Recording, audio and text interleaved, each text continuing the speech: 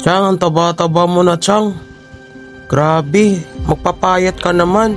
Hindi na tama yung timbang mo, magpapayat ka na. Mabuti pa yung dati, pumayat ka. Ba't ka bumalik sa pagtaba? What if kaya, mag-gym ka ngayon, tapos mag-diet ka na?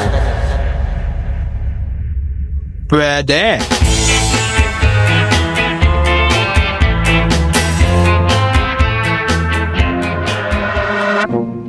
Umagang kay ganda na naman at ngayon ay mag-gym na tayo. At sa ngayon nag-iisip ako kung saan ako pupunta, kung saan gym ako pupunta. Dahil excited na ako. Alam ko naman na wala kayong pake sa buhay ng iba. Gusto ko lang i-share sa inyo ang buhay ko ngayon. Kasi dati, pumayat na ako at ngayon tumaba ulit. Kaya ang gusto ko lang sana samahan nyo ako kung hanggang saan ang kaya ko. At ito ang day 1.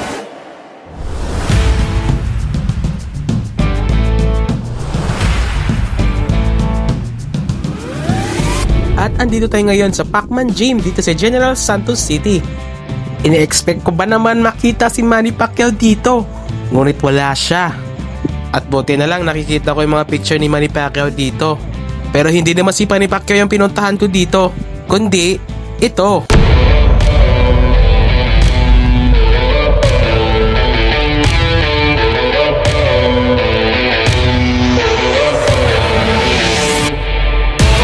Oh, diba? Nakapag-gym na tayo. Dati tinatamad ako pumunta ng gym. Ngayon parang wala na. Parang gusto ko nang araw-arawin. Kunwari, focus tayo sa diet natin. Sa totoo lang, hindi ko alam yung ginagawa ko dyan. Tapos dito naman, hindi ko naman alam to. Hindi ko alam kung anong tawag dito. Basta tawag ko dito, bike. Oo, bike yung tawag ko dito eh. O ayan, hanggang dito na yung video ko. Abangan nyo ang part 2 kasi yun ang pinakamalalang video.